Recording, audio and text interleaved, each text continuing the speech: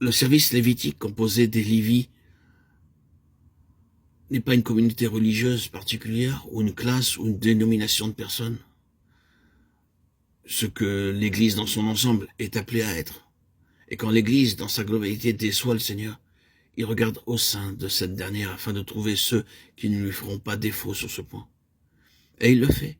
Il le fait encore et encore. Et c'est l'histoire des Lévites. Que s'est-il passé avec les Lévites? Eh bien, tout d'abord, vous savez ce que nous lisons dans les Écritures? Comment ils n'ont apparu avec l'Éternel qu'au temps du veau d'or, du déchaînement de la nation, et comment les fils de Lévi se sont séparés de cette corruption, de cette pollution, de cette souillure, en se positionnant en dehors de tout cela. Et alors, à un grand prix à l'encontre de leur propre âme, de leur propre famille et amis, ils ont pris l'épée contre cette intrusion des puissances du mal. Voilà, c'est de cette manière que les Lévites apparurent la toute première fois. Et vous savez que plus tard l'Éternel prit la tribu de Lévi à la place des fils premiers-nés en Israël. Dans chaque famille, le fils premier-né était le sacrificateur attitré de la maison. Il officiait en tant que sacrificateur de la famille. Quand Israël échoua en tant que nation et que dans l'ensemble de la nation, il n'y avait pas ce que l'Éternel exigeait dans le sacerdoce, il sépara la tribu de Lévi sur la base d'un demi-cycle d'argent.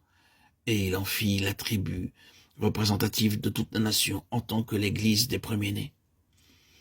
Représentative, c'est-à-dire que dorénavant toutes les familles d'Israël étaient représentées dans les Lévites, mais représentées en sainteté, en satisfaction pour le Seigneur. Un peuple au milieu du peuple, donnant à Dieu sa satisfaction, car il doit l'avoir.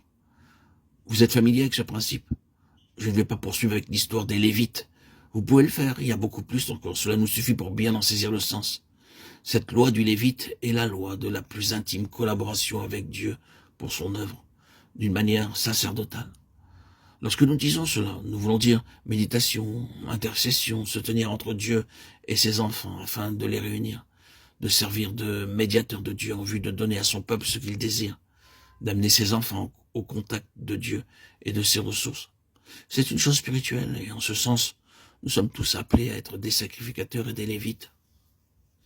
Vous posez la question, vous dites, ceci est très technique, très ecclésiastique, mais non, c'est très simple. Il y a une part d'œuvre en cours qui doit maintenant croître, se développer en nous, porter toutes les marques d'un mouvement de Dieu très réel dans nos cœurs.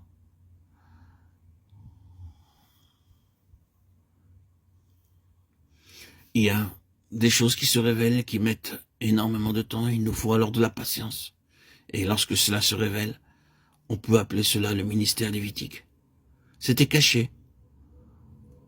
Notre entourage, notre famille n'en avait aucune connaissance. Et pourtant cela se poursuivait en nous. Dieu savait tout. Vous êtes peut-être une âme seule quelque part, vous êtes peut-être un petit groupe isolé dans un endroit, ou peut-être un plus grand groupe, mais que vous soyez seul ou dans des groupes plus nombreux, plus grands, le fait est que c'est à ceci que vous êtes appelés, à être des Lévites de Dieu, dans cette collaboration pour vous tenir, non entre lui et le monde, mais entre lui et ses propres besoins dans son peuple, entre lui et son dessein à l'égard de son peuple. C'est une vocation qui était celle des Lévites. Et chers amis, si vous avez besoin de bien saisir l'importance de cela pour le Seigneur, ce n'est rien d'optionnel, d'additionnel, que vous pouvez prendre ou laisser.